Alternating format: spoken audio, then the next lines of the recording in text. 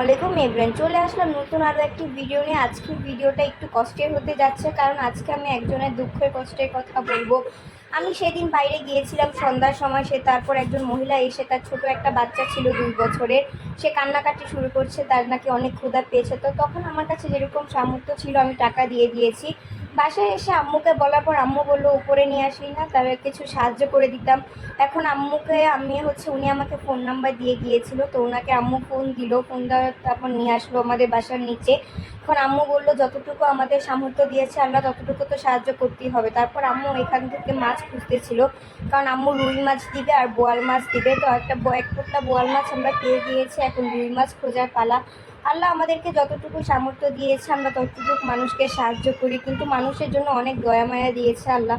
সবাই আমার আম্মুর জন্য দোয়া করবেন। আমার আম্মু একটা রোগে আক্রান্ত আছে, ওই রোগের থেকে যেন তাড়াতাড়ি সুস্থ হয়ে যায়।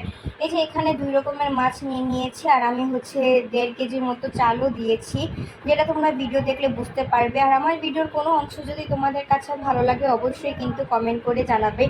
যেহেতু লিচু সিজন চলছে আর বাচ্চাটার মাত্র 2 বছর বয়স, তাই আমি ওকে 4-5টা লিচুও দিব। এই যে এখান থেকে আমি 4-5টা লিচু নিয়েছি। আমাদের বাসায় লিচু শেষ পর্যায়ে ছিল, না হলে আরও কয়টা দিতাম।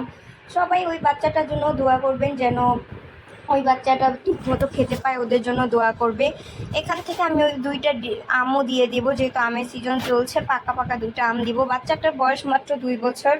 ওনার বাচ্চাটা এরকমভাবে ক্ষুধার জন্য কান্না করছিল, আমার খুবই মায়া লাগছিল, তাই আমি লিফটে করে এখন নিয়ে যাচ্ছি, ওদেরকে এটা দিব।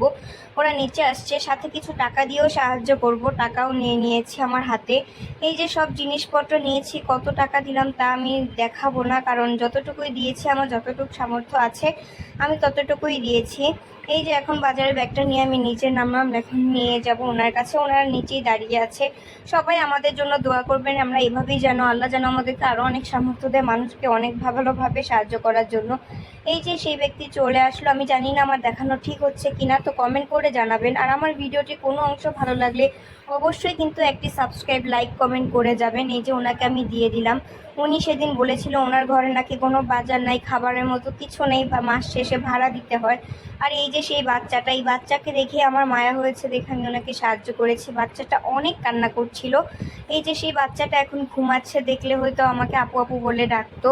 এই যে বাচ্চাটা ঘুমাচ্ছে, বাচ্চাটা কিন্তু চেহারা খুবই মায়াবী। আর উনি আমাকে বলছিল যে কোরবানির সময় কিছু সাহায্য করতে, তাহলে নাকি উনি জামা কাপড় বা কিছু খেতে পারবে। তখন আমি ওনাকে বললাম যে কোরবানির 3-4 দিন পরে আইসেন, মাংস নিয়ে যায়, সাহায্যও নিয়ে যায়।